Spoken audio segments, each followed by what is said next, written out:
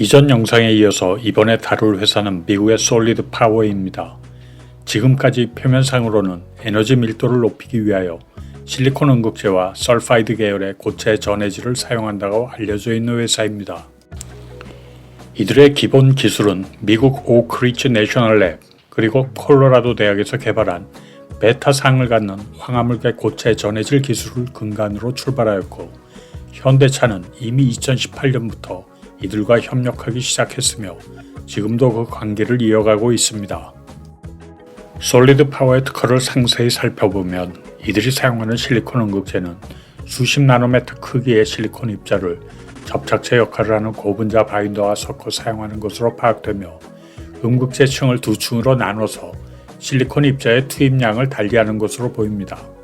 특이한 것은 두 층 중에 양극재층과 가까운 층의 실리콘 응급제층의 구성이 고체 전해질을 포함한다는 사실입니다. 그럼에도 불구하고 제 개인적 견해로는 이들의 실리콘 응급제가 배터리에 충분한 사이클 라이프를 제공할 가능성은 낮아 보입니다.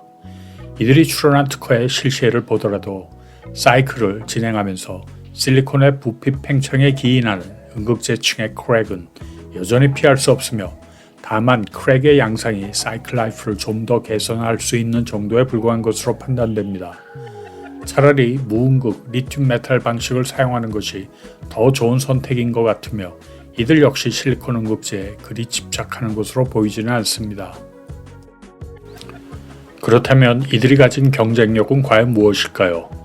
다르게 묻는다면 왜 현대차는 솔리드 파워에 관심을 갖고 이들과 협력을 진행하고 있을까요? 앞서 설명한 대로 이들의 실리콘 응급제는 별 볼 일 없어 보이므로 애니메이션에서 그것을 제거하고 리튬 메탈 응급제로 일단 대체하겠습니다. 이들이 주장하는 경쟁력은 그들의 웹사이트를 비롯한 여러 곳에서 공통적으로 엿볼 수 있습니다. 이들의 홈페이지를 방문하면 이런 문장을 찾아볼 수 있습니다. 오직 솔리드 파워만이 황화물계 고체 전해질을 개발하고 파일럿 스케일로 생산할 수 있다. 그리고 다음과 같은 문장도 보입니다. 2028년까지 전기 자동차 80만 대 분에 해당하는 고체 전해질 생산 체제를 갖추게 될 것을 기대하고 있다. 이들의 이런 주장은 좀 황당하게 들릴 수 있습니다. 삼성 SDI, 일본의 토요타, 그리고 이데미스 코사는 전력을 다하여 황화물계 고체 전해질을 장기간 개발해 왔으며 뛰어난 성능을 자랑하고 있습니다. 현대차 역시 예외가 아닌데 마치 자신들만이 고체 전해질 양산 기술을 가지고 있는 어투입니다. 여러분은 이런 발표에 대하여 어떻게 생각하시나요?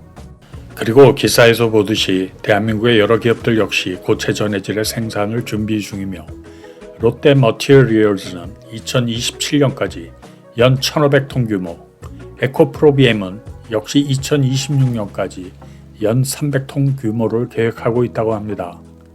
현재 솔리드 파워가 보유하고 있는 연 30톤 규모의 생산 시설에 비하여 월등히 큰 생산 규모입니다. 물론 솔리드 파워는 2028년까지 전기차 88만 대 분량을 대응할 수 있는 고체 전해질 양산 공장을 건설하기를 기대하고 있다고 합니다. 88만 대 분량이면 전기차가 대당 24kg가량의 고체 전해질을 필요로 한다고 가정할 때 약 2만 1,000톤 규모의 공장에 해당합니다. 갑자기 커지죠.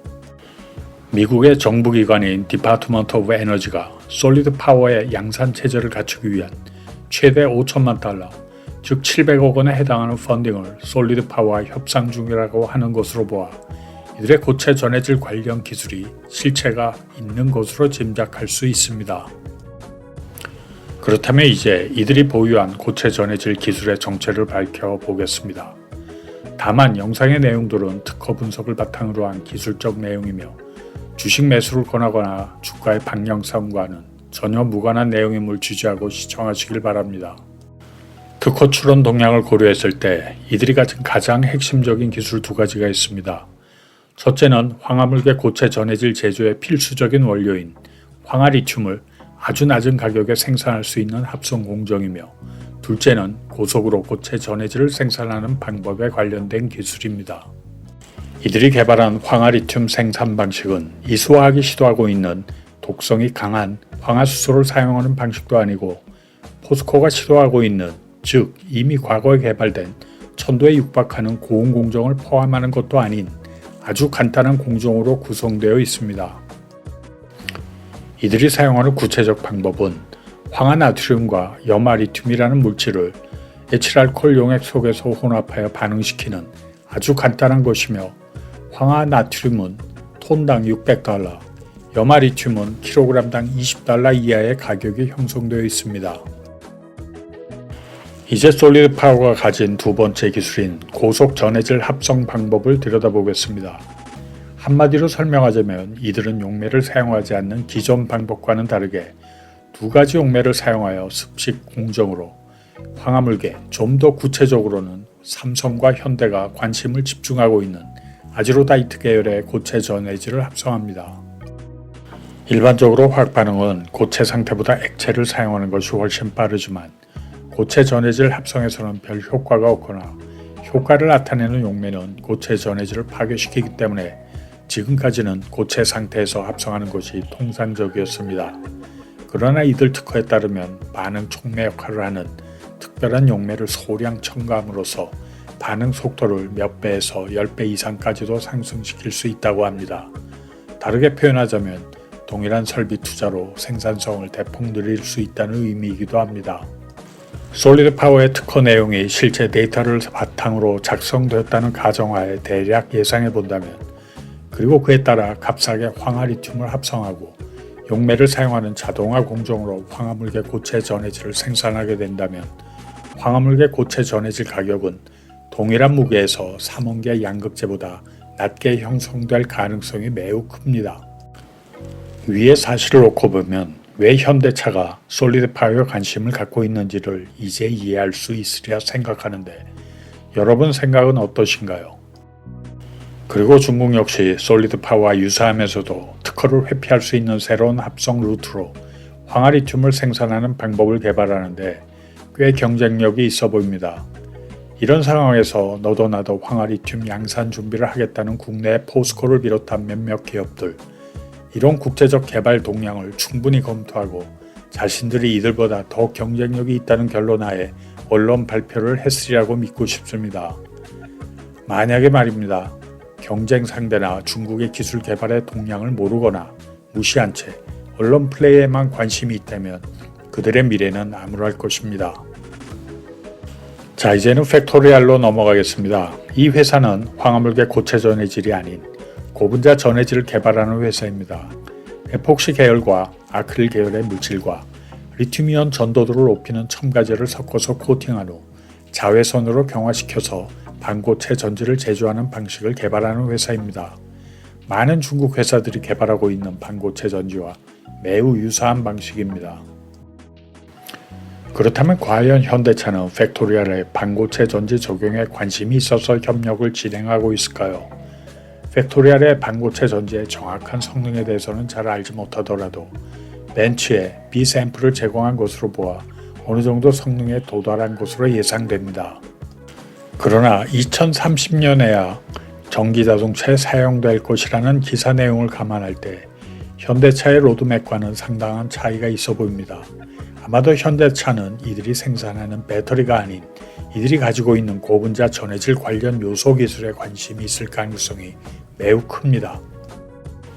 왜냐하면 최근 고분자 계열 물질을 황화물계 고체 전해질에 소량 혼합하여 전고체 전지를 제조하는 현대차의 특허들이 발견되기 시작했으며, 이때 사용하는 고분자 계열 물질들이 팩토리알에서 사용하는 고분자 물질과 구조적 유사성이 있습니다. 이것이 말하는 의미를 애니메이션으로 나타내 보겠습니다. 산화물계보다는 덜하지만 황화물계 고체 전해질 역시 기계적 강도가 약해서 잘 깨지거나 갈라지기 쉽습니다. 충방전을 거듭하면서 분리막 역할을 하는 고체 전해질층에 크랙이 발생하면서 그 틈으로 리튬 덴드라이트 성장이 촉진될 가능성도 당연히 증가하게 됩니다. 그리고 현대차의 특허에 나온 실시예를 보면 적은 양의 고분자 물질을 황화물계 고체 전해질에 혼합하면 마치 초가집을 지을 때 진흙에 볏짚을 섞은 것과 마찬가지로 기계적 강도가 크게 향상되어 깨지지 않고 자유롭게 구부릴 수도 있으며, 리튬이온 전도도 역시 고분자를 섞지 않을 때보다 더 높게 나오는 결과까지 관찰되는 경우도 있습니다. 지금 보시는 왼쪽 사진은 현대차의 특허에 나와 있는 사진입니다. 화물계 고체 전해질과 소량의 고분자를 혼합하고 고분자를 열로 경화시켜서 제조한 고체 전해질 필름으로 자유롭게 휘어지며 깨지지 않습니다. 그리고 화면 오른쪽의 데이터는 그렇게 얻어진 고체 전해질 필름의 리튬 이온 전도도로 70mg을 상회합니다. 액체 전해질의 리튬 이온 전도도에 맞먹는 수준입니다. 현대차가 왜 팩토리알과 협력하고 있는지에 대한 이유는 이제 여러분 개개인의 상상에 맡기면서 가장 중요한 다음 이슈로 넘어가겠습니다. 현대차가 추론한 매우 흥미로우면서도 중요한 특허입니다. 현대차 특허의 중요성을 이해하기 위하여 먼저 사전 지식이 필요하기 때문에 간단히 설명하고 넘어가겠습니다. 전고체 전지의 구성이 무음극 방식의 삼원계라고 가정하겠습니다. 그리고 전해질은 위에서 언급한 고분자가 섞인 것이든 아니면 순수한 황화물계든 상관없이 고체 전해질로 이루어져 있다고 가정하겠습니다. 전고체 조립을 막 마친 상태는 애니메이션에서 보듯이 음극층에 리튬이 없습니다. 완전히 방전된 상태로 조립된 것입니다. 그리고 다들 알다시피 전고체 전지는 조립할 때 양극층, 고체 전해질층, 그리고 음극층의 계면을 강화하여 리튬이온이 자유롭게 왕래할 수 있도록 압력을 가하게 됩니다.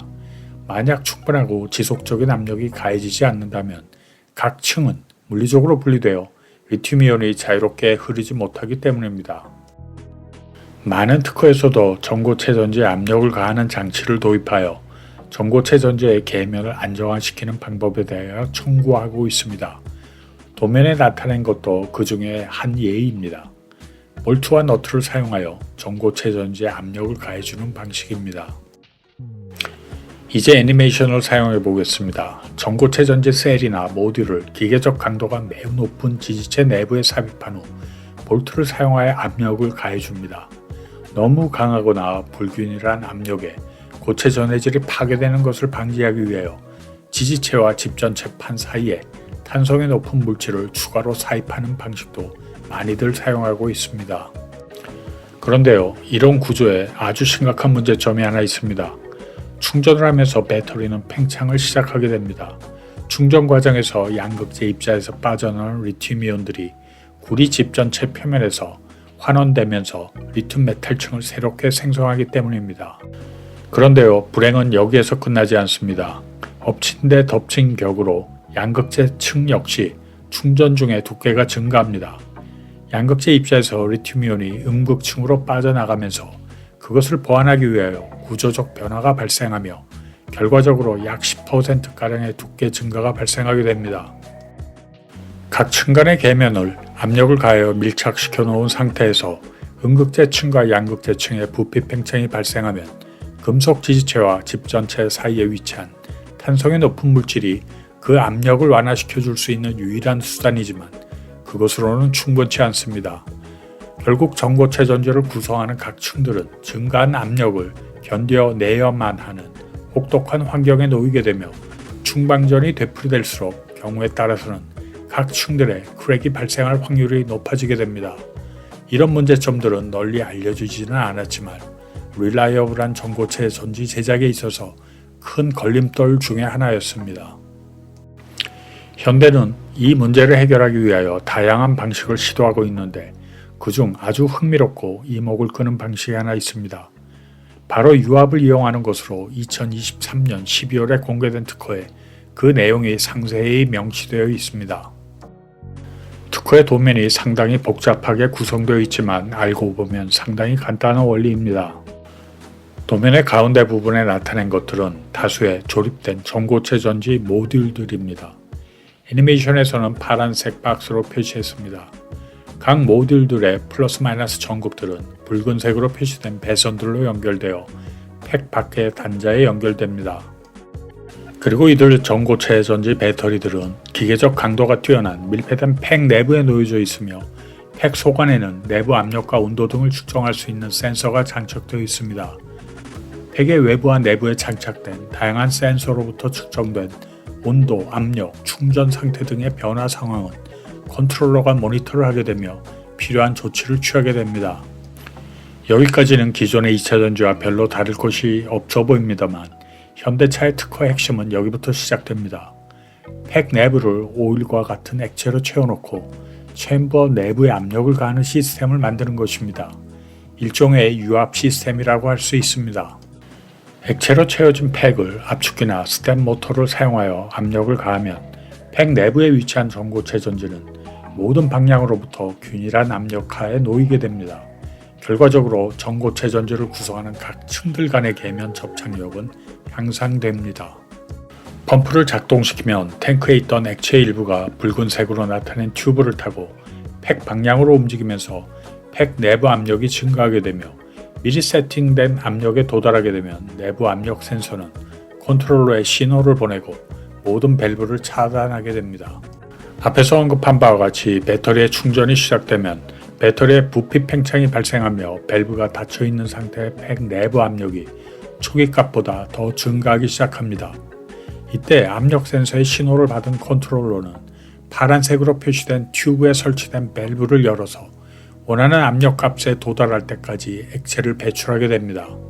이런 작동 방식을 통하여 배터리 팩 내부에 위치한 전고체 전지는 항상 일정하고 균일한 압력 조건 하에서 충방전을 하게 되므로 전고체 전지의 사이클 라이프를 향상시키고 항상 최적의 컨디션을 유지할 수 있게 됩니다. 이전에 올렸던 영상과 오늘의 영상을 종합해보면 현대차가 왜 솔리드 파워나 팩토리얼에 관심을 갖고 접근하는지를 예측할 수 있습니다. 황화물계 고체 전해질을 가장 낮은 가격에 생산할 수 있는 회사, 유연성이 높아서 잘 깨지지 않는 고체 전해질 층을 제조할 수 있는 힌트를 획득할 수 있는 회사, 그리고 자신들이 개발한 핵심들을 조합하여 가능한 한 빨리 완성도 높은 전고체 전지를 상용화하는 것이 이들의 분명하면서도 이제는 달성 가능한 목표인 것 같습니다. 2차 전지를 포함하여 대한민국이 리더의 지위를 누려왔던 많은 산업들이 중국의 추격을 허락한 상태에서 현대차의 희망을 걸어보면서 오늘 영상을 마치겠습니다. 안녕히 계십시오.